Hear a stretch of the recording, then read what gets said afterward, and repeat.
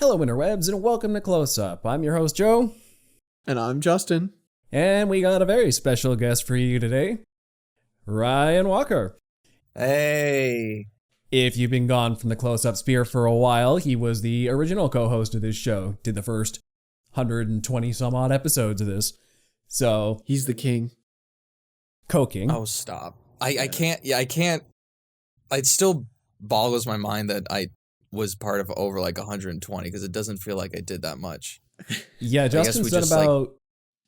This is Justin's 46th some odd. Is it really? Oh yeah, we're on this is episode 166. So you've been doing it for nearly 50. Ryan did it for 120. So that's crazy. And I've been doing catch up. Yeah, round of applause for all of us for keeping this going. Yeah. So today, the three of us, first time all three of us are on Close Up, actually. All at once, I think. We've done other podcasts together, but this is the first time on Close Up, all three of us. I think so, yeah, technically, yeah. Yeah, so that's a milestone here. And we're talking about the Mighty Nein today. Critical Role's new show about their band of misfit adventurers based on their actual play series, Campaign 2, that came out 7 years ago, more or less. So, just my very initial thoughts on the series, one sentence rundown before we get into medium shot here. The Mighty Nein is a thematically rich series presented with stellar voice acting and animation, which only suffers for not being longer. Do you guys have any one-sentence reviews before I zoom back a little bit for context? Longer, sadder, beautiful animation. All right. Yeah, you guys pretty much nailed it on the head there. Okay, so zooming into our medium shot here, we are all coming from different points of view, judging this series. Justin is coming in this as a complete newbie. He's never seen any of the Mighty Nein actual play. He's never, he's maybe heard very small lip service to these characters, maybe heard a name before, a name or two, loosely familiar with the cast. But basically, you're coming in as green as can be for this thing. Yeah.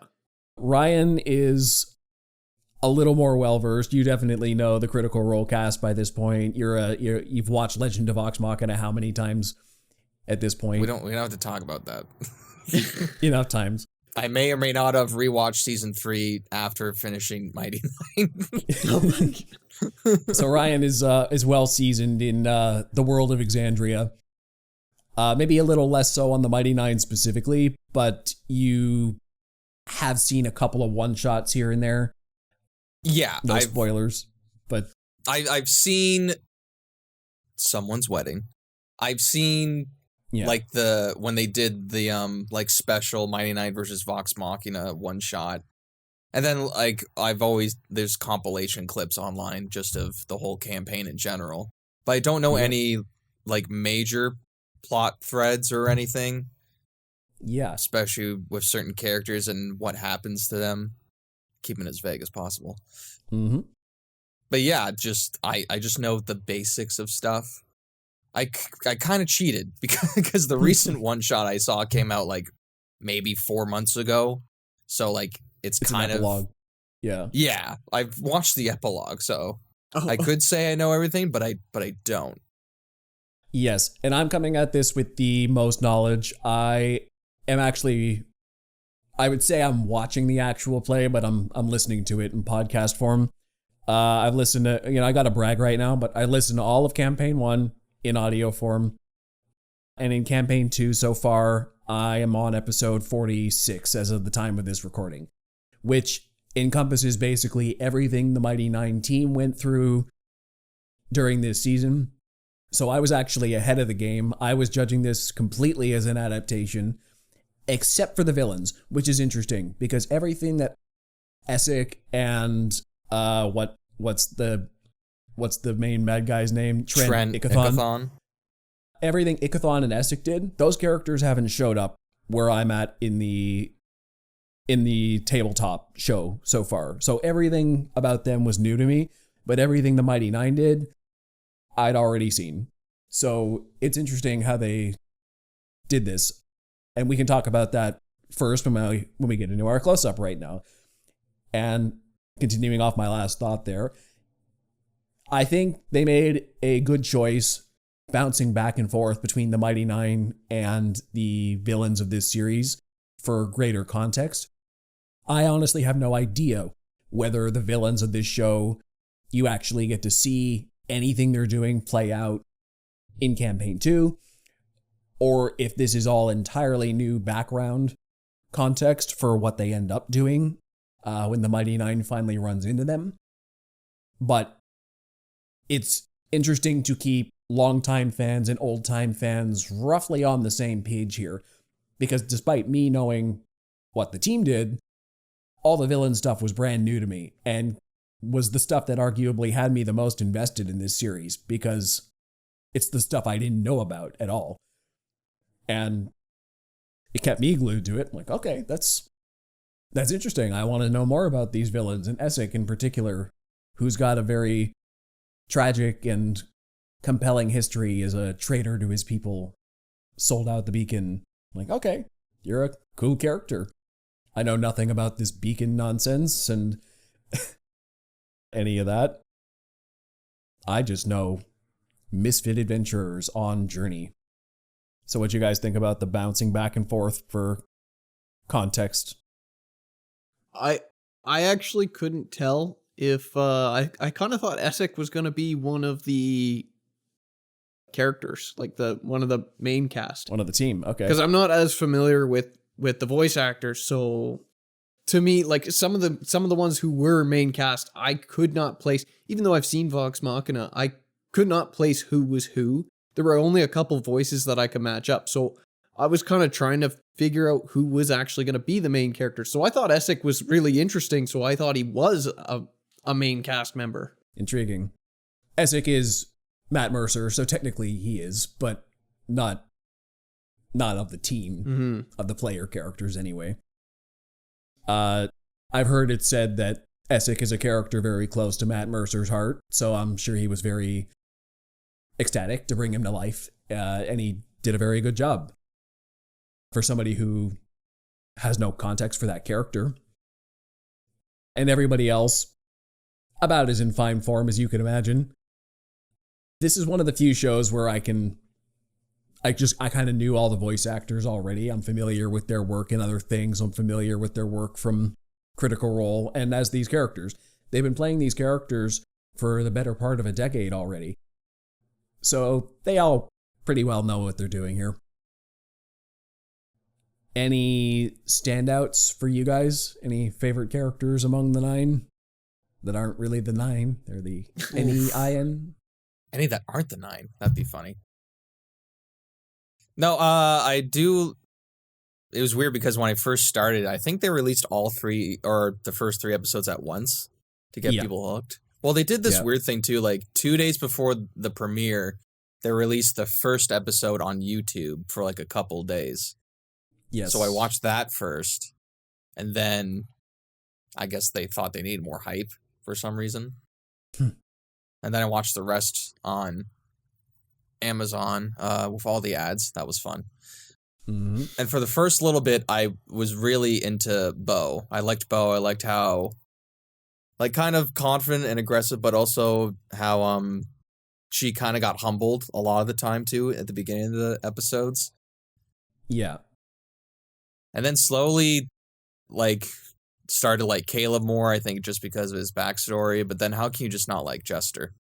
Like, she is the whole... If Jester is not in this group, like if Laura Bailey made a completely different character, I don't think this campaign would be as popular. She's probably not. She's just Laura a Bailey, ray... Go ahead. As Laura Bailey as Jester is arguably among all the Critical Role characters ever made, the most popular one. For sure. Has to be.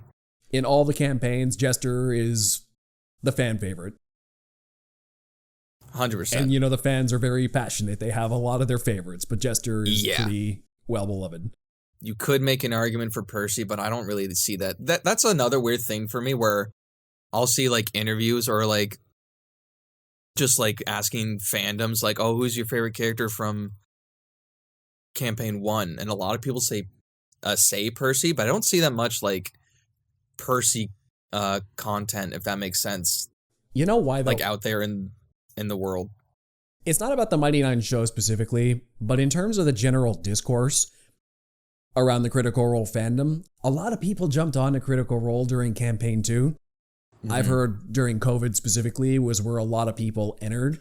So the Mighty Nein is most people's first foray into Critical Role's actual play and the world of Exandria and their characters. And a lot of people found campaign 1 lacking in production value in retrospect if you didn't start there. Or with The Legend of Vox Machina, some people got their gateway into it through that. But most people who are fans of Critical Role came in with these characters. And then you get that inevitable, well, it's the first thing I was exposed to, so it's my favorite syndrome. And that tends to be the way with the Mighty Nein. Whenever they're comparing to Vox Machina or Bell's Hells, the fan base latches onto the Mighty Nein more than any other. Because that's mostly were the first characters they knew. Well, I don't know, because I got into it with The Legend of Vox Machina, and now I'm seeing these characters, and just from this first season, I sort of have a feeling that I'm going to enjoy this cast more than I did the Vox Machina. It's generally accepted that campaign 2 goes more into the meat and moral grays of its characters. Vox Machina is the classic D&D party, not necessarily all good people, but the people working for a common good, the people who are in it to save the world because it's the right thing to do. The Mighty Nein are not that whatsoever. They're really just a band of mercenaries who can't even really trust each other as far as they can throw one another. And they're still trying to work themselves out and get over their traumatic pasts. Vox Machina was more like, we were already friends from the get-go, and we're just here to adventure and save the world. It's classic hero's journey, D&D party stuff. Whereas the Mighty Nein it starts getting a little bit more into the weeds with character arcs and character building. They were just more experienced all around when they created these characters. Mm-hmm. So, yeah, it's no wonder they feel deeper in many ways. If we're playing comparison games, that is one thing that I struggle with more is the tonal difference. I prefer personally Vox Machina's more lighthearted tone and classic heroes adventuring. When I've seen clips after this season's finished of going back to Vox Machina and then some with Mighty Nein, I just enjoy myself with Vox Machina more. But I do think Mighty Nein is more mature in its writing and its character development, and the actors are getting more meat to work with here. I also enjoy that it's 40 minutes long. That's a really nice. You get to sit in the world a bit longer. Nothing wrong with the serious tone, but it's not my preference out of the two Critical Role shows. But I understand why a lot of people think it's the better of the two shows, or will grow into being the better one, given the same amount of time as Vox Machina had. I do think it needs a little bit more light to it. Like, yeah, the only one who's kind of pulling up things is Jester. Yeah. So I feel like you're right, that's kind of lacking. There's less banter and party interplay, and there is some funny moments, like every time Nott calls Fjord a weakling and whatnot. But even when Nott's lashing out like that, it's sad because she's got such extreme self-image issues. And what was that? She's hammered basically half the time. Yeah. So it's also like her alcoholism is coming into play. So I agree. They're tonally, it's a lot more darker, a lot more dramatic in a way. Which Nothing normally wrong with that. No, nothing wrong with that at all. Which normally I would prefer in some other, I guess, sources of media. But I do think Vox Machina was both comedic and dramatic. It had a great blend of both. And not to say that Mighty Nein doesn't have a good balance of it in certain parts of the show, but they do heavily go more into the dramatic moments of the campaign. But I also think that's kind of what they were going for. Oh, yeah. Yeah. Campaign 2 is definitely the more dramatic of the two in terms of session over session antics. I mean, of course, there's a lot of fun to be had in there. But when I watch the Mighty Nein show versus the Mighty Nein actual play, I see exactly what you're saying, is they're condensing the drama of it into, I'd say, arguably more prestige television format. The actual play is 4 hours, mostly of them just messing around. And in that time, you have a more, perhaps a more thematically well-rounded story at the end of each session, as you did in a Vox Machina 4-hour episode, which was probably more shallow goofing off. But it was, when you're adapting it for TV, it's more, they're focusing more on the dramatic side of it than the comedic side, which they could have equally pulled from if they wanted to. So I was crossing my fingers that the big lady at the end of Yasha. I've been crossing my fingers. I'm guessing she's a main player. That's Ashley Johnson. Yeah. Okay. I've been crossing my fingers that she might pull some comedic relief, but I don't know. Yasha, so far as I've seen her, because up to this point that I'm aware of the character, Ashley Johnson hasn't really been in it. So she's been kind of AFK for a lot of what I've seen. Mm-hmm. But when she is there, she nearly is comedic in a straight man kind of way. In a, like, I'm so serious, it's kind of funny when I'm playing up against these other characters. It's a little bit of Drax in her character, like a tiny bit. Yes, something. Like Drax is a very good comparison there in terms of tone, but like early Drax. Mm-hmm. Early, yeah. Yeah. See, that is one interesting thing about the way they handled this season is they didn't get the whole team together till the end of the season. Even by the end of the first 3 episodes, and I was surprised at the restraint this show took in getting the Mighty Nein together.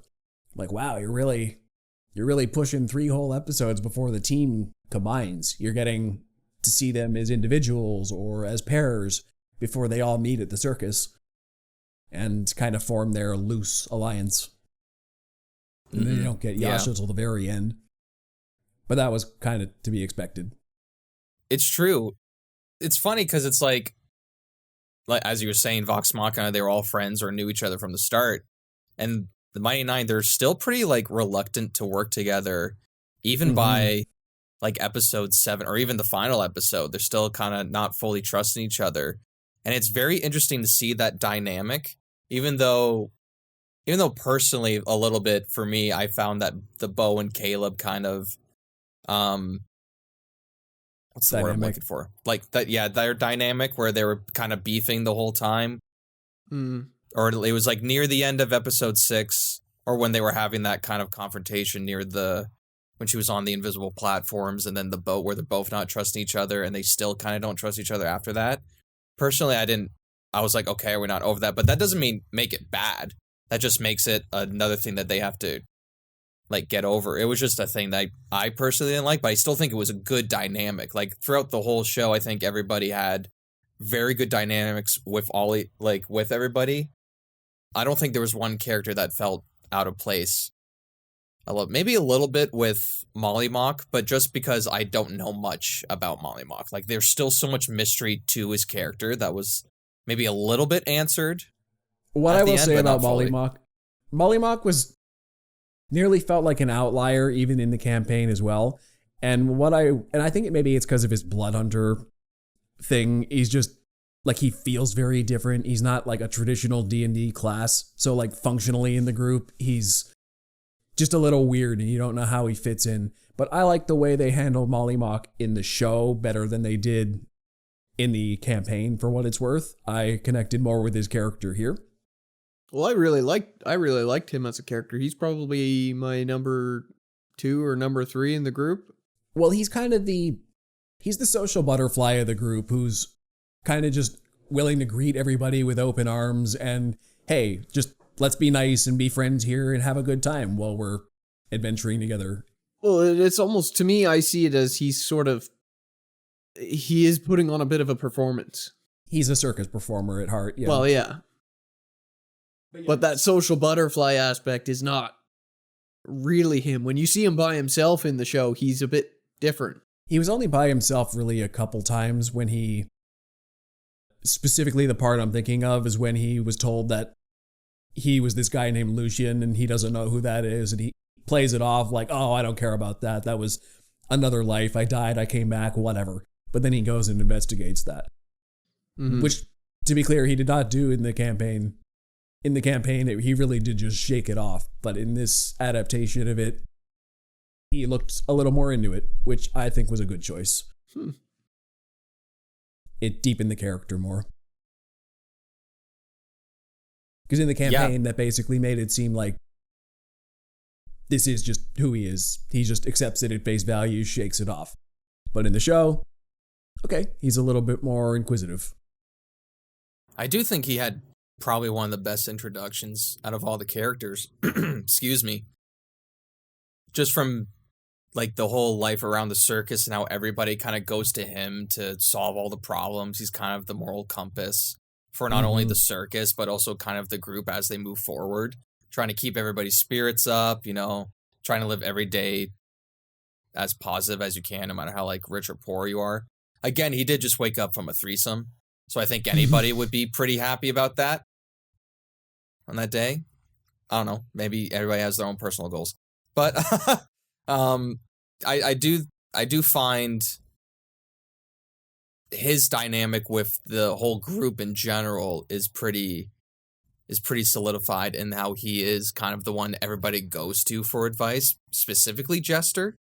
I think, because I think Jester is like a little bit younger than him, or they're all around the same age or something, but he has clearly much more life experience than she does.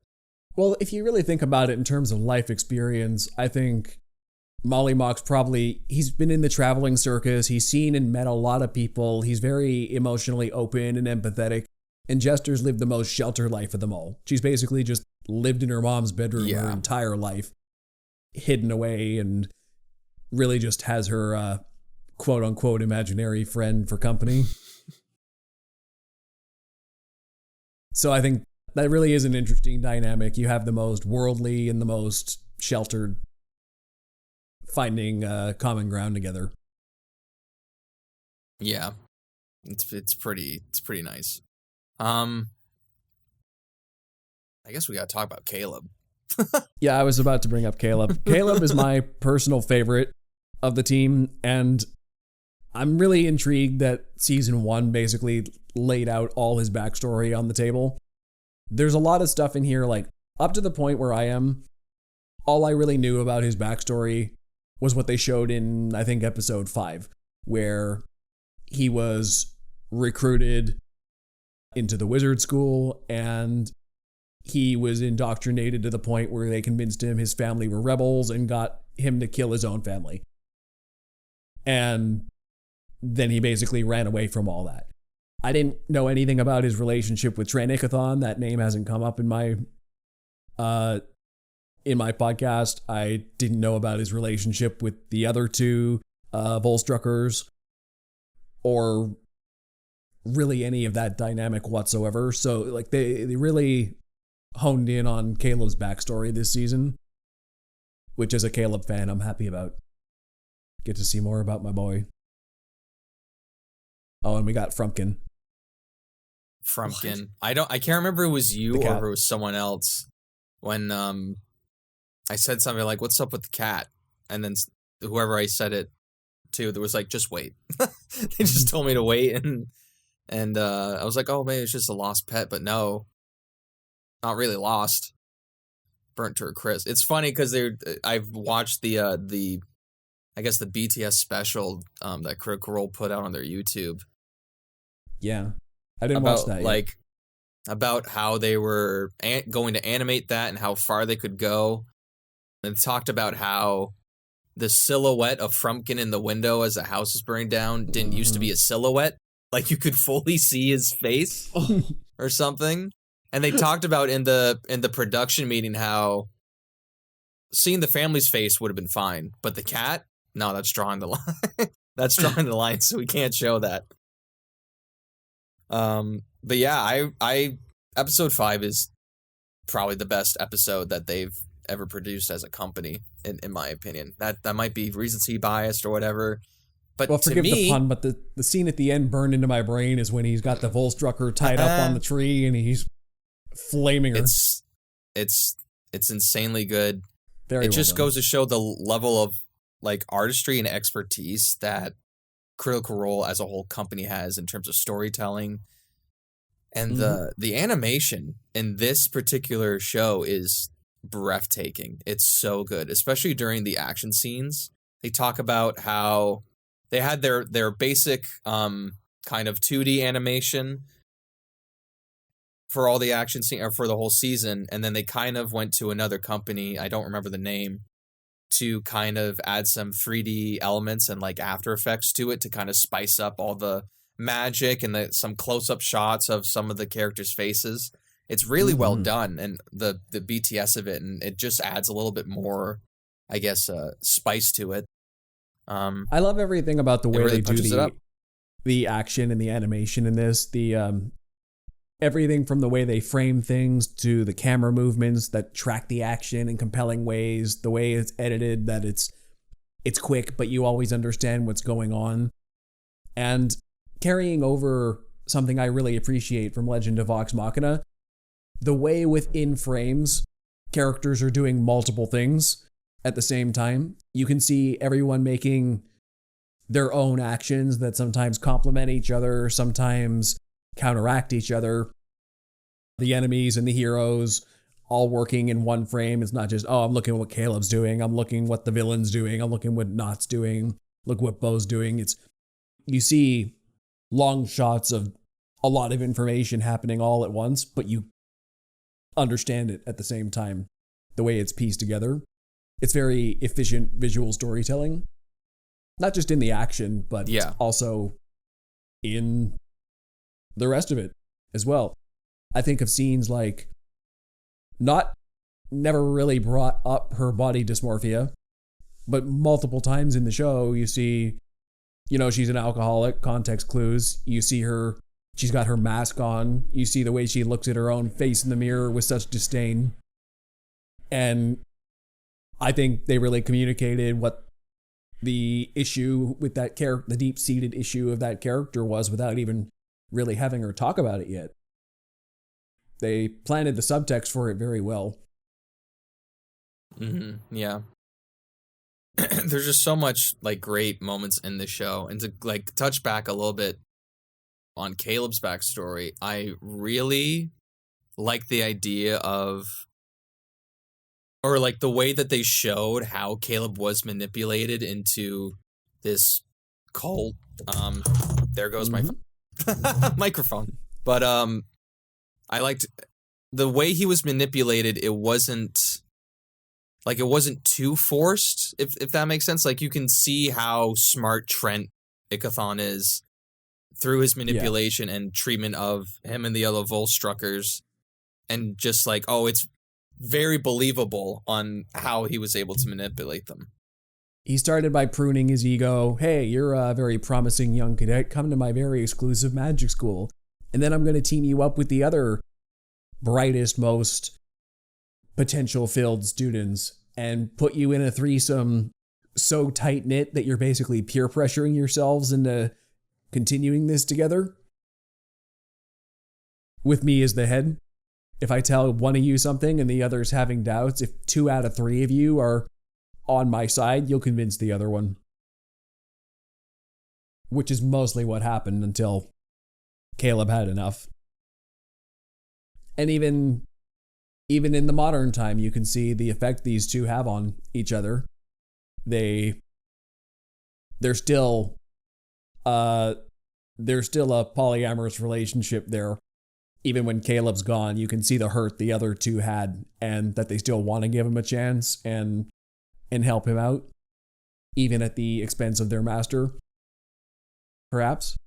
But they're drawn in by their loyalty. So he created a very interesting group of cult-like devotion students there.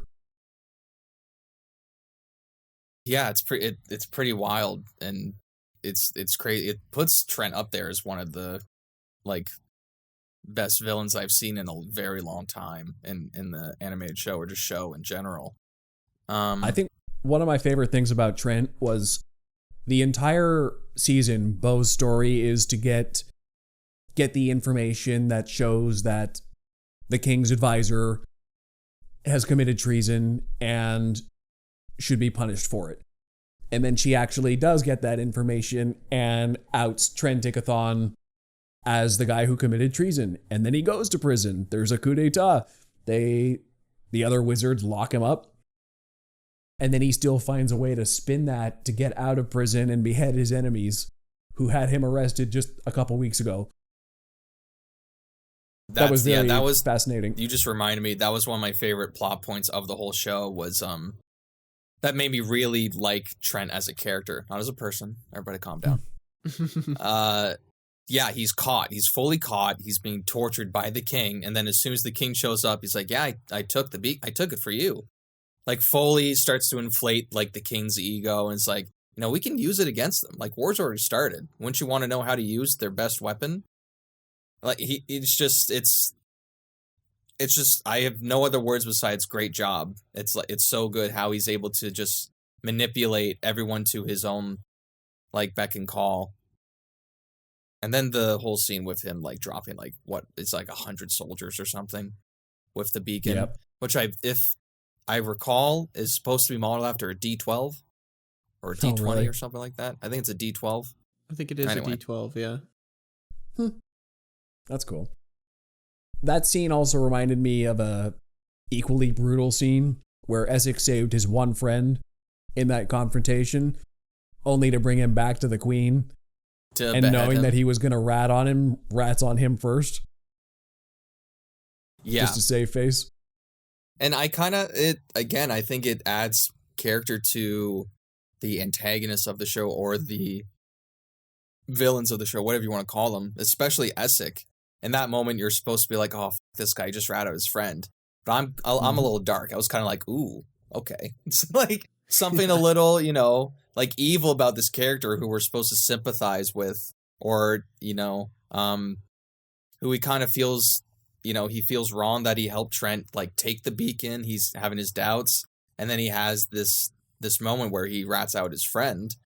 And you kind of see, like, not everybody in this show is fully good or fully bad. Even with, not to get too off topic, but even with Fjord and how his connection to giant lizard, whatever its name, Ekatoa, the whole motivation there and what he's supposed to be doing, there's still a little bit of mystery there, still a little bit of darkness, and I like that. I like how not everybody's fully good or evil in this show. I mean, you could make the case for Jester being all good, but she kind of desecrated an entire temple, so I don't know if that fits into all of it, but no, I'm just kidding. But she's some kind of heretic in the world, but also for her own god, she'll do anything. Chaos Demon, I believe, is her official title. When it comes to Essex, I think he started off as a pretty sympathetic character in that, okay, I'm giving the beacon away to my enemies, which is bad, but also I want to learn what this thing does scientifically, because they're so religiously superstitious around this thing, they won't examine it beyond what we've always done with it. And I want to know more. It's my first life. I'm curious, maybe a little less experienced, but let's figure this thing out. Gave it to the wrong person. Okay. But he did it to save his mother, which, okay, that's sympathetic. But then they made him kill his own mother, and he sold out his friend, and he also still sold out the beacon. So by the end of the season, I think basically any goodwill is gone towards this guy. He's burned every sympathetic bridge. to be fair, I'd be pretty pissed too if they made me kill my own mother. Oh yeah. You know what I mean? Yeah, I mean, that's a little. I still get where he's coming from, but also I'm like, okay, and by the end of this season, you've tipped past anti-hero territory. I love that he just floats everywhere, though. That's pretty funny. Like, never walks. But does that mean like his legs would be so atrophied from not being used all the time that if he had to walk, he couldn't? Maybe he uses his legs to float. To float? They come from him, the legs. Every day's leg day. Yeah, they're either atrophied to the point of nothingness, or they're so swole from the floating. It can't be in the middle. It's got to be one of the other. I'm gonna choose that one, the swole version. This the swollenness. All right, who else is on the team? Fjord. Yeah, Fjord is interesting to me because he's a liar. The entire time he can't even share with them that he's not using his real accent. Yeah, he's by far my favorite character in interesting. the show. You're a Fjord fan? Oh yeah, he's great. Not the vehicles. I'm a Fjord fan. Yeah, I find it interesting because they still don't fully. Maybe I missed something when I was watching it, but I still don't fully know what his motivations are in terms of. Okay, well, what I was gathering from this series here is, well, he was a deckhand who his captain took a fancy to, and he kind of sees himself as weak, but also, that's why not poking at him bugs him so much, because he sees himself as pretty weak. And when his mentor and captain died in that explosion, that's the accent he took on. I had to rewind it because I'm like, oh, that's why he chose that accent, because that was his captain's accent. And when he's got to protect Jester, he kind of puts on this front of, oh yeah, I'm the captain. I'm as formidable and wise as my captain, and I can handle this. So I'm just fake it till you make it. Basically, is what I get from Fjord. He really has no confidence in himself, but he's just trying to do the right thing and do right by Jester, who he's taken a fancy to, and not look like a weakling doing it. Yeah. Just build up this self-image. I guess he's sort of directionless, though. Like, he doesn't know what his purpose is yet. He's got some sort of thing going on with this being, but then he's also, he's got a girl now. Yeah. That's basically it, is he's kind of stumbled his way into this story, and he doesn't know his purpose yet. Yes. Which is kind of interesting. Where I am in the campaign right now is where they're starting to explore Fjord's story more, and it's probably my favorite part that I've listened to so far. So I think we're in for good stuff. I don't know if they'll get to it in season 2. Probably will. But Fjord's story is pretty cool, the way they're doing it. I like the mystery of what his god is. It's some serpent sea god that comes to him in dreams. Well, is it a god? He's got like a warlock class, is he not? He is a warlock, yeah. So it's a ancient being of some sort. Yes, there is an answer for that, but I won't get into it. So I'll just say for now That's spoilers, Joe. Yes, I'll just say for now he's a warlock and the Ukatoa is his patron. Yeah. And has he told the group about the dreams yet? I don't remember. I don't think so. Or has he just kept that to himself so far? He's hiding it, like, basically everything. His accent, his dreams. Well, because he found the orb. I think I missed this part when they were doing the heist, or not the heist, but they were trying to find something. The map and the compass. Yeah, and like the orb was calling to him, and he got the orb, and he was about to dip like right away, and I was just kind of like, "What the?" But I don't. Yeah, I guess that was strange too. That was a little strange to me. Again, I'll probably rewatch the show at some point. Probably. I was under the impression, because that seemed really out of character for him, that it was part of like the trance he was in from the orb was making him like more selfish or something. Might have been. I mean, like we see at the end, Yasha has a very similar thing of whatever's controlling her. She's not fully in control of herself either. Well, there's eyes. Everybody's got some sort of eye symbology. Like everywhere there's eyes. I don't know what the eyes mean, but that's an interesting point. The eyes are all manipulating people. Okay, let's run this down. Let's see who if there is actually so many commonalities. So Yasha has something watching over her. Yeah, it's like an eye on her neck or something. The eye on the neck. Caleb's got Ikathon watching over him, and the Volstruckers trying to find him. Jester has the Traveler watching over her. Let's see who Molly Fjord has count with Katoa. like his alternate persona. He's got eyes all over his body. He's got eyes all over his body. He's got the literal eyes. Yeah. Nott does not have anything. I don't know if Nott's got anything eye related. Not that we know about yet. And then Beau has her Cobalt Soul. Right. Kind of waiting for her to do something useful. Mm-hmm. They didn't really get much into Beau's backstory this season, did they? Not really. I mean, it's a bad joke, but it was like the most that we got from her backstory is that she's a lesbian. Like she went to a bar to pick up like a butch woman, but she stank so bad that they'd stopped hooking up. Which that would suck. That's hilarious. Like you smell so bad that they stop hooking up. That's crazy. It's those little things that never get mentioned in adventure stories, and I appreciate that level of detail. I want to hook up with somebody. Well, did you bathe? Yeah, the cartoon smell after all that action. Never think about that. What was it when I was in your guys' campaign and I kept some kind of meat or something, probably from the Manticore or whatever. And it was like days and days later that like my character died or whatever. It's like, oh, this is in this bag. And our DM was like, well, did you preserve it with salt? And I was like, no. It's like, so okay, so you find rotting Manticore flesh in this guy's bag. What a weirdo. For some reason. It's like, what the f*** is wrong with this guy? So the other thing we did learn about Beau is that, and I love the way they did this just so casually, they're trying to find somebody who can blend in with society people to infiltrate the party. And Jester was the obvious choice.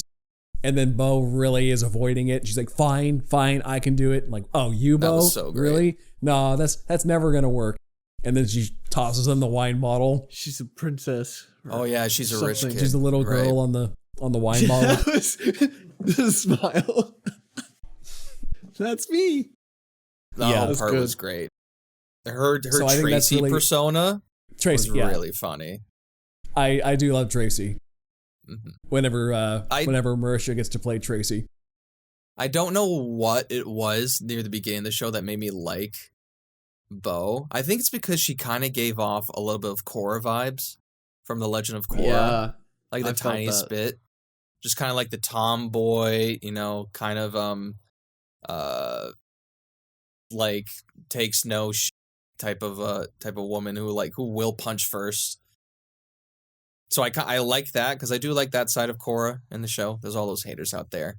Now, of course, it's not as good as Avatar. Nothing is. Nothing ever will be. So everybody just calm down. But yeah, I thought Beau was really fun to watch. What was the comparison I made? She was kind of like Raphael. She's the Raphael of the team. Yeah, that's accurate. Or you made probably. It's because she's got the strongest emotions and just doesn't channel them in the most socially positive ways. She cares maybe a little too much. And she's played by the same girl who did Keyleth, right? Correct. Yes. So that's a pretty big tonal shift. Yes. Yes, that's a good point to make. Very, very different kinds of people. For sure. Yeah. And then, I like Beau because she does have a strong sense of right and wrong, and she is trying, but she also can't keep her mouth shut. She has no tact about it. Like, she's in this corrupt Cobalt Soul organization, And her first instinct is nearly to rip all their throats out herself because, hey, I'm in this corrupt organization. Why should I put up with any of this?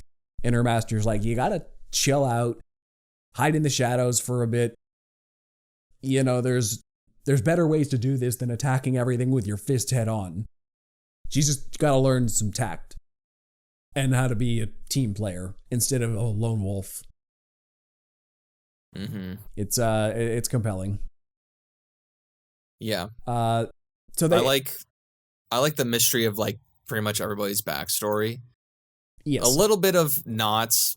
I kind of know what Nott is about without going into spoilers. And I know what kind of happens to her and her whole thing. Maybe she was the one character that I was kind of going into the show, like before the show started, I was kind of iffy on because there was something about the trailer and her voice in the, like when she's getting interrogated. I was like, oh no, this is the whole.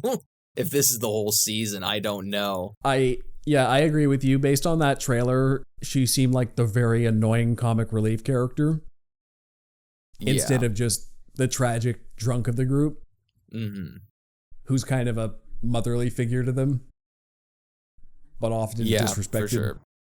I love that scene where she's defending Caleb, and she's talking about how like you guys, we have a very like special parent-child relationship, but you have it all wrong. He's my boy. I thought that was a real sweet moment. Yep. I also like just in general the way she describes herself. Her name is Not the Brave, no comma. Yeah, that's pretty funny. And I know why it's like that. Not going to say why, but it is pretty funny how she keeps saying it. And I do like how they what is it? I know it's a campaign thing, but her and Caleb have like these plans, like these heist plans or these kind of jobs, and she always like throws out a title or something. I know the famous one in campaign 2, but it's like with Jester, and it's called Fluffernutter or something. Yep, Fluffernutter. That's, I think I've heard Fluffernutter brought out. I think that's like everything's going wrong. It's, Fluffernutter, get out of here, something like that. I can't remember the context now. But one of my favorite Nott things, I don't remember if the show did it, but every single time Nott casts the message spell, says the thing, you can reply to this message. Every single time. That's pretty good. Sometimes it happens like 5 times in a 4-hour episode. You can respond to this message. That's really funny. That's why I like the little Easter egg of when Caleb gave her the message spell to use. I'm like, yes, I know what she's going to do with this. I don't know what it is. Maybe it's because we haven't seen much of her character. But when season 2 comes out, I'm so excited to see how Yasha's not only backstory, but her just as a character and the dynamic of her between everybody else fits into play. Yep.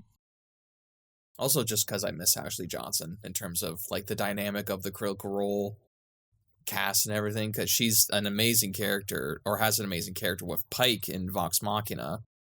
See, that's the thing though, is they're gonna need to stuff Yasha in here like they did with Pike, because she wasn't really present as Pike during most of campaign 1.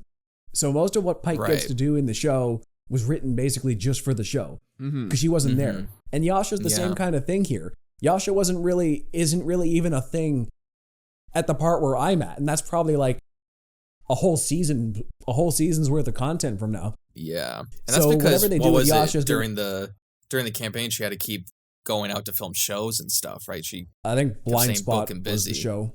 Yeah, something like that. Something in New York, which ended around, I don't know. Campaign 2 lasted 140 something episodes, and she became a regular at like episode 80 something. So she was there for like half the campaign, but not probably until another season or 2 from now. So they're going to have to fill a lot. Otherwise she's... Well, that's what I'm saying. They're going to pull what they did with Pike for Vox Machina, where she'll be there, but it's not ripped from the show. Right. They're just writing her into situations she wasn't there for, really. Isn't that what they did in season 1, where they made her go off on her like own little adventure to kind of like reconnect with the Everlight? Yeah. Or is that in campaign 1? That some of that stuff is from campaign 1. Like, okay, they kind of in campaign 1, she was in Vasselheim for a lot of it, trying to rebuild the Everlight's temple. And get some followers for this god again. So they kind of amalgamated that into the show, and then showed up in like spectral form occasionally to help the party. Like, right, that's right. Yeah, she was phoning in. Literally, yeah. Like, or was like Matt was taking over for her character, or something like that. Wasn't it Matt taking over for her character in some sessions? It depends. Like, in campaign 2, Travis has been taking over for her character a lot because, he played Grog. Okay. He knows the barbarian. Does the barbarian thing. Yeah. So like for campaign 2, Travis has been taking over a lot. But I don't remember. I think Laura played Pike a lot more in campaign 1 for mechanical purposes. I remember Laura taking over a lot. But yeah, when she was there, they tried not to keep her there when she wasn't there. But if she happened to be there and then they're still in the same dungeon crawl, sometimes people had to take over for the character. And then they usually just made her fly off again to somewhere else. But yeah, it'll be interesting to see what they do with Yasha in a new context. Right. Yeah, I'm interested because I just like her like vision of the backstory, and this random figure that appeared beside her clearly has some control over her, and then she's broken out of that trance with like the tattoo or whatever's glowing behind her neck. And I think it's a great cliffhanger for the end of season 1 with her just saying "help me," and then Now that is one of my biggest criticisms of the show. Is it is a great cliffhanger, but it also frustrates me at the same time. Me too. My mind is very split here because I think they did a great job setting up the world and the characters, and they also left a lot on the table for future seasons. But I also feel like there wasn't quite enough of it. They ended in a spot where after 8 episodes, I feel like we've just gotten into it. We've just gotten the momentum going. The 9 are starting to trust each other, get their found family thing going on. They just get Yasha on the team. They got the beacon. And we're just stopping here. This feels like... It just feels like they're stopping momentum way too short. I completely agree with you. Even if it was a Vox Machina, like... Even if they got 12 episodes, it would have felt a little bit better. Yeah. Because there's a lot of random side adventures they could have gone on to pad it out. Like, I understand the animation takes time. If you're adding just time count...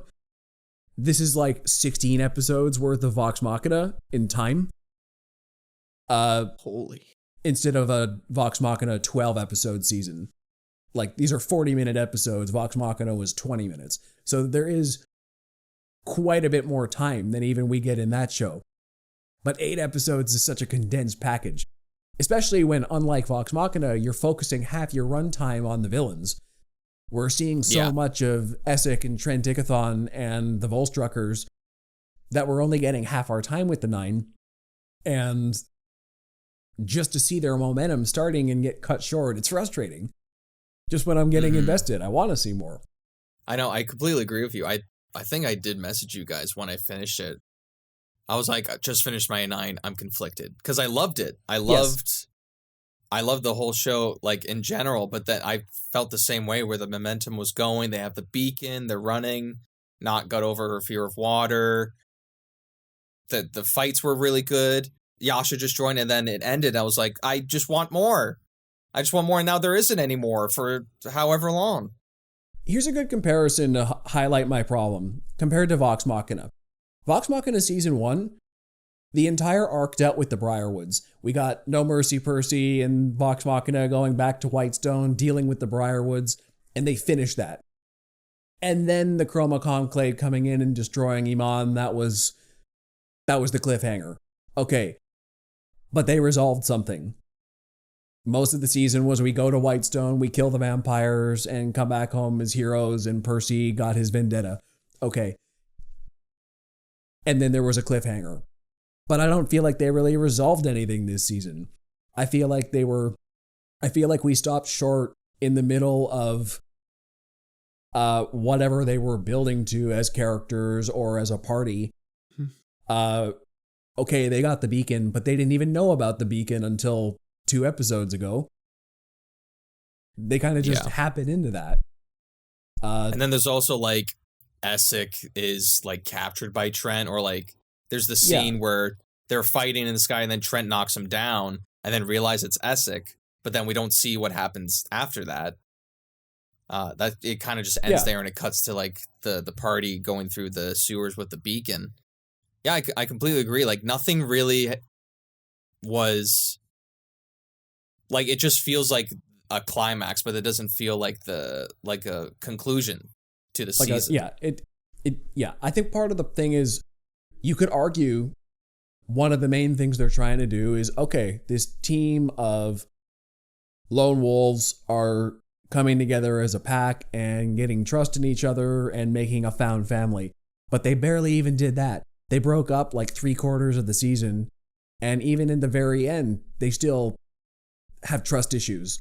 Like the way Nott was looking at Caleb when he was caught having a conversation with Trey Nickathon, who's supposed to be the enemy, and Nott wakes up and sees Caleb talking to him and starts getting mistrustful of him.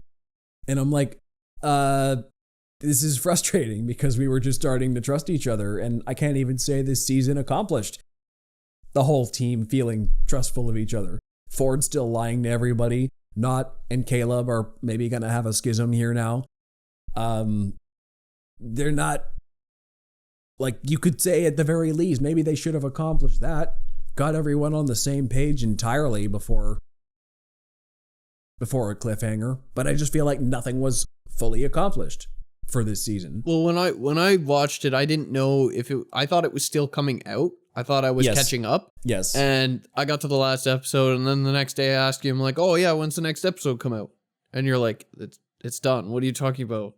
So to me, it felt like completely like it was not a finale to me for a season. Yes. It didn't wrap up anything. Yes. And I do believe that they were working on season 2. I think they've already animated whatever follow-up is coming on from there. So maybe in their minds, when they were making it all at once, it didn't feel as grating because they're like, oh, well, we've seen the follow-up. We've already made it, so we're just kind of cutting it in half here because they were working on it all at once. So maybe that's why they did it that way, because they'd already gotten a start, but it's, as a viewer, to cut it off there. Could it be a result of like Vox Machina season 1 didn't do very well numbers at first until the second season came out? Well, even Vox Machina, the way I had some criticisms with season 3, feeling like they were trying to cram a lot into season 3 and rushing it because, and behind the scenes, they didn't know season 3 was going to be the last one. They hoped for a season 4, but the Chroma Conclave arc, they were trying to rush as fast as they could to finish that because they didn't know if they were going to get more than this. Because I think they were working on season 2 and 3 at the same, or not at the same time, but like they worked on it back to back. So they were trying to finish that arc. So that was with together. Vox Machina. They didn't know if they were getting beyond season 3. But Mighty Nein, I'm pretty sure they knew they were getting at least a season 2 renewal. They knew for a fact starting this that they were going to get to pace themselves a little bit slower. So they didn't have to wrap up anything. They didn't have to do anything for the season finale because they know they're getting a season 2. Yes. And they're hoping that as a complete package, season 1 and 2, people will be like, okay, this is worth renewing. Yes. As far as I know, they knew this time that they were getting more seasons. But Vox Machina was, and maybe that's part of the reason, I feel like they were more working on a 1-to-1 scale. There was no guarantee of a Vox Machina season 2. So they had to wrap it up with Whitestone and, hey, we put in a cliffhanger, but we finished a story to get you hooked in. Right. So this is suffering from knowing you're going to get longevity.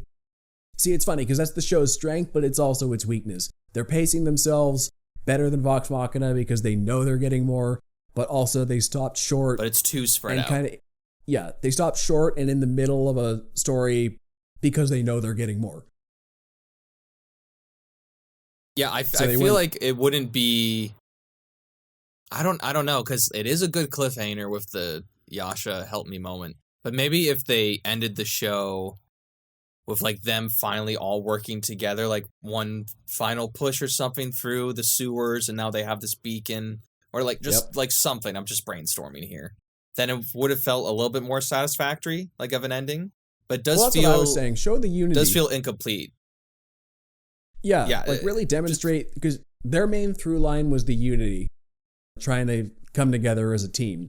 And I still didn't feel that at the end. You could have resolved something thematically, just to say, you didn't have to resolve the story, but something needed more resolution than this. Yeah. They almost could have ended it at the cliffhanger where they were like, yeah, where everybody came back and they were like, yeah, we agree to team up again. Almost that would have felt like more of an ending, even though we didn't have any conclusion for the villains or anything. Yeah, that felt. Yeah, I think that's why it felt weird to me, because that did feel like a season finale of like, wow, we finally came together and got over most of our differences, and we're gonna try. You're right. That did feel more like a thematic ending to. But then season. I was glad we got more. But that felt like if you ended it there, I would have been like, okay, yeah. That makes sense. You could even make the argument that the Sadash Job episode, like episode 8, would have made a great season opener for season 2 with that cliffhanger. Mm-hmm. But I agree. Like they're supposed to feel like closer together by the end of the show. Like that's what it's leading to. And you could make the argument that they're a little bit farther apart, I would say, because there's that not trusting Caleb at the start. Molly Mock is the devil, apparently.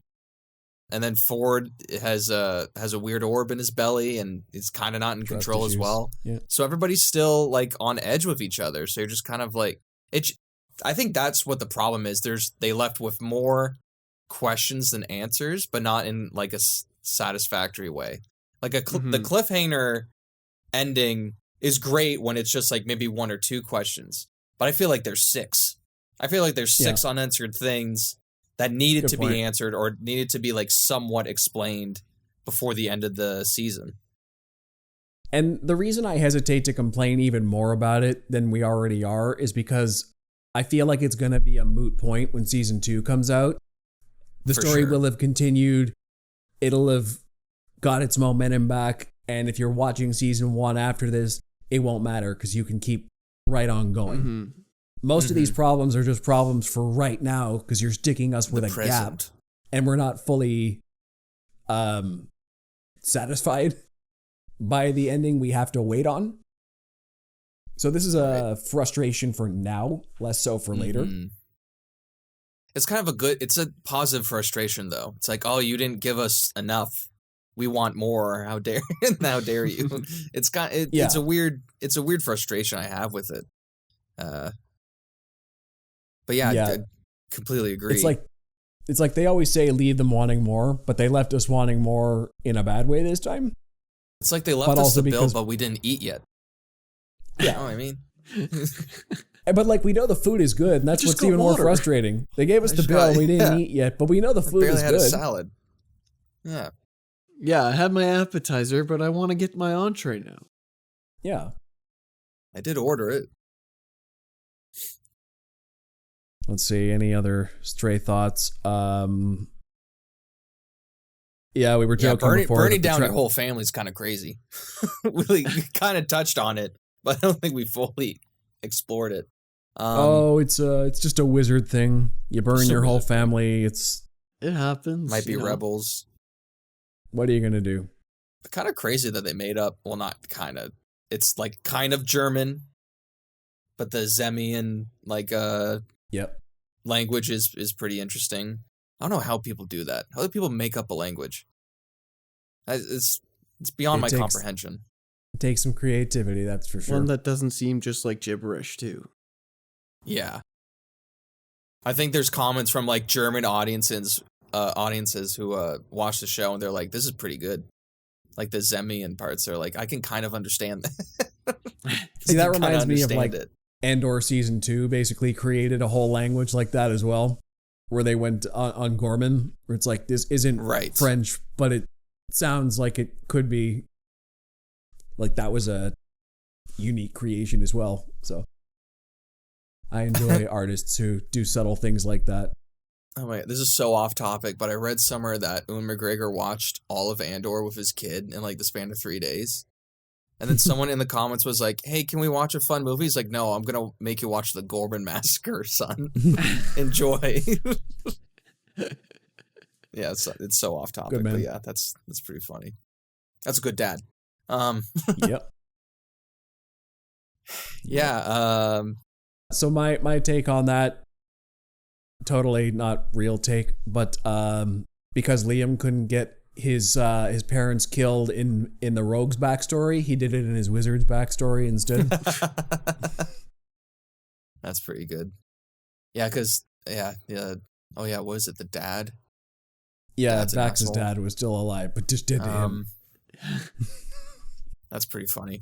I do like the voice cast that they got to do some of the side characters. I know Jester's mom, the Ruby of the Sea, is voiced by the same actress who did she's a Disney like Princess Tiana, I think, from Princess and the Frog. Oh, that's cool. I think Beau's teacher's actress, whose name is escaping me, is Ming-Na Wen, who was Mulan, cool. And then also from Mando and all that. There's a bunch of them. Mark Strong does a great job as Trent Ickathon. I have Google. I could just look this up, but I'm kind of going off memory because that's more fun.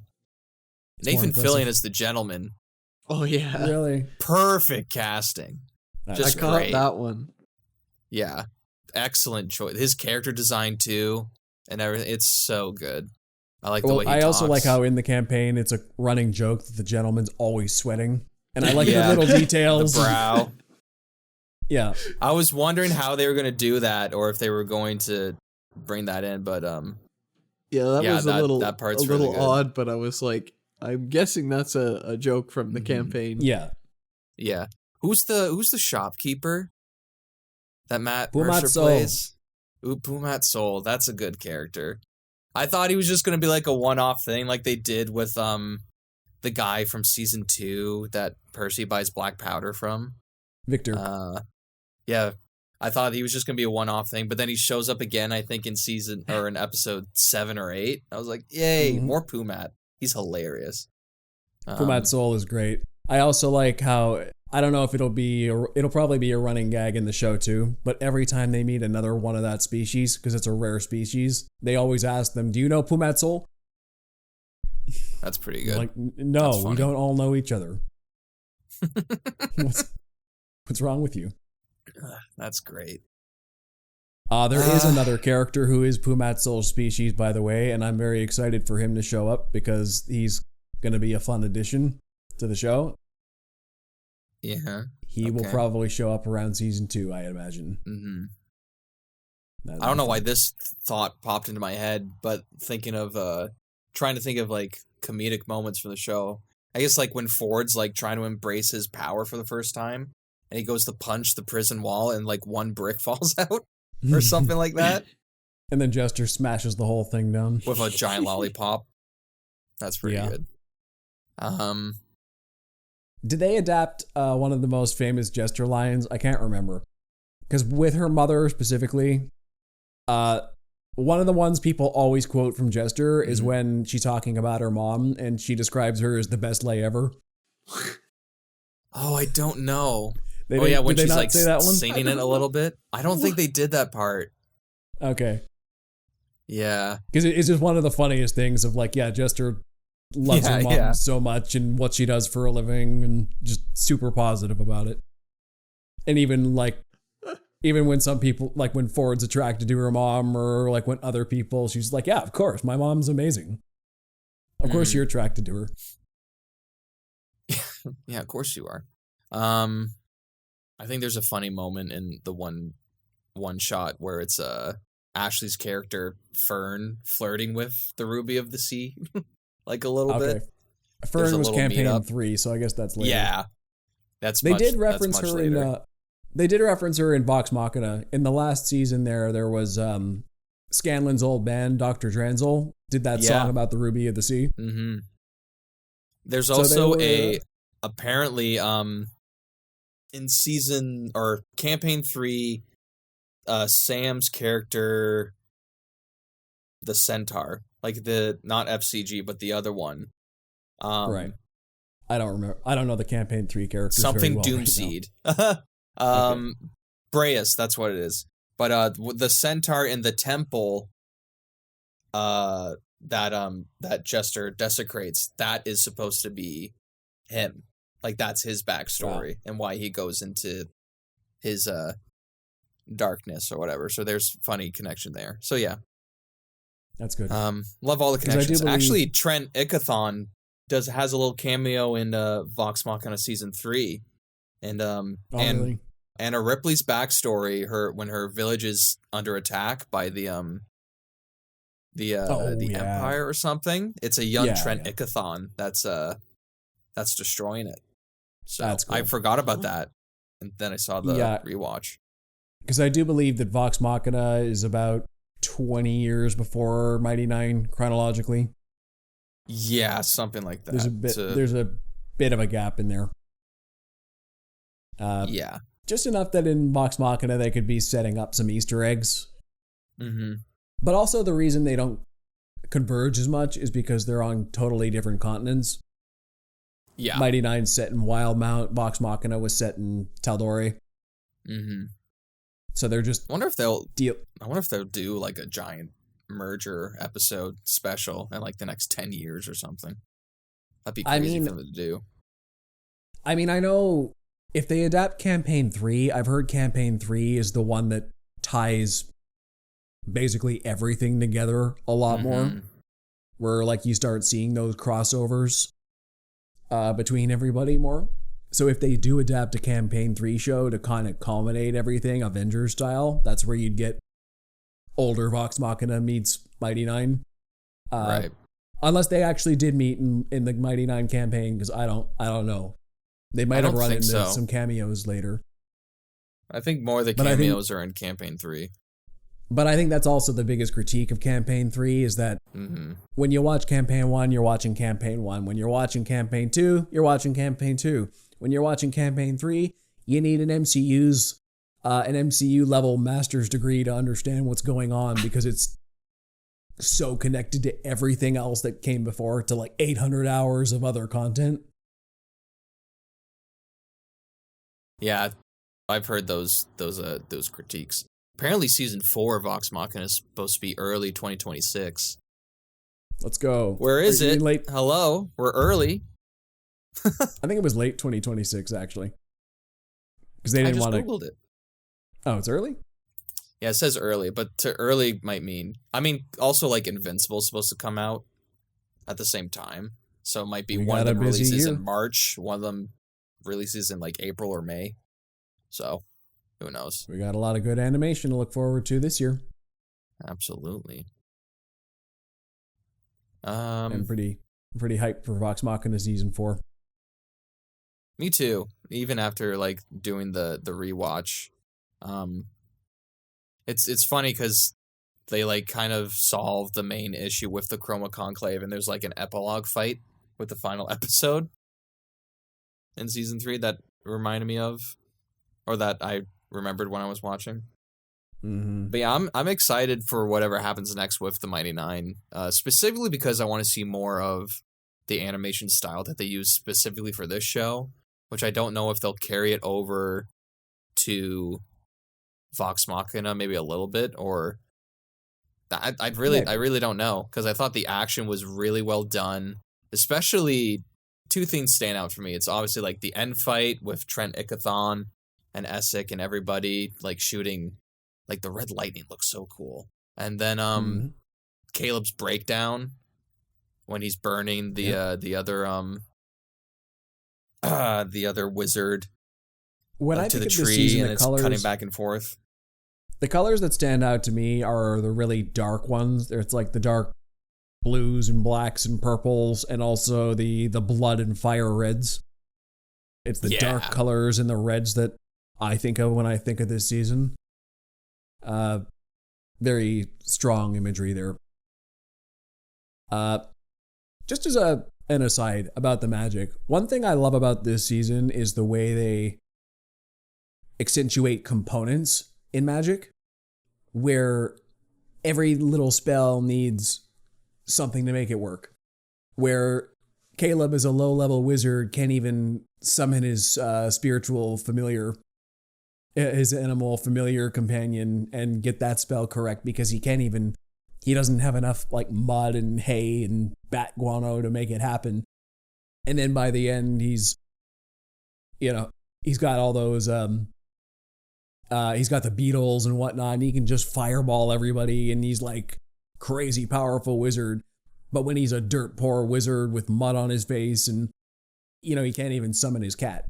It's still cool how like, they get like chase sequences where he's like, his brain is working so fast that he's like, he grabs a leaf as he's running by and then casts something or like picks up some dirt or grabs some like you can tell how smart he is at the things he does because he's grabbing these things on the fly.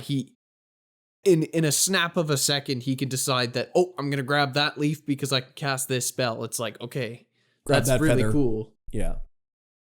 It gives magic more stakes because early on we see what he's like when he's got no components.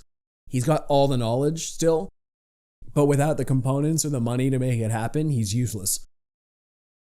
And then we see later on when he's got more means at his disposal to actually be a badass wizard. And he's the most scary one of the group when he is at full strength. We never seen him at full strength. That's the even scarier part. Mm-hmm. Yeah, it's crazy. It's a great setup season for this type of group and this part of the world that, Critical Role has created. I have no doubts in my mind that it will live up to the hype or the setup. Part of me is like a little afraid but this will be the trend though with this show specifically, but I don't think it will. Where they're gonna try and leave us wanting more, like at the end of each season. But I feel like this is just like a one-off. This might just be this one. But yeah, I don't know. I don't know about season 2 because I think they are pretty far into that. So I don't know if they're taking any criticisms into account yet. But by season 3, you might start to see more fan backlash, as it were, incorporated, perhaps. But so far, I think it's a good start. They've established a lot of key players on both the villain side and the hero side that I care about. I like their dynamics. I want to see more of them. I like the politics in this world, the different factions at play, and what they're all trying to do. It's a compelling setup for a grand adventure. And I think they have a good source material to work off of, so I think they can make it happen with the talent at their disposal. They need only to do it. Mm-hmm. And don't take freaking forever. Oh my God. I don't want this to be one of those ones that gets dragged out till infinity. Yeah, don't drag out to infinity and tell people you're in production for 3 years after, one season and then still be writing the final episode as you're shooting it. That's a little dig at Stranger Things. Sorry. But do we have any more to say on Mighty Nein this season? It's good. Go watch it. Sorry for all the ads. I had like 5 each episode I had to watch or something ridiculous. It was really like 4. Amazon Prime is so bad. I'm watching Fallout as well, and the ads are terrible all across Prime. I don't know if it is for you guys, but the ads pop up either at great moments or really inopportune moments. They always pop up the worst parts. Painful. And you know what's the worst? I get an ad to say, hey, you want to upgrade your Amazon subscription to be ad-free? No. Off. Off. I'm already paying for Prime Video. Ay, ay, ay. All right, so what's our verdicts here? Oh. Mighty Nein, season 1. I'm going to say it's pretty darn good. I would agree. I'd say it's pretty darn good. And you are? On the fence with it.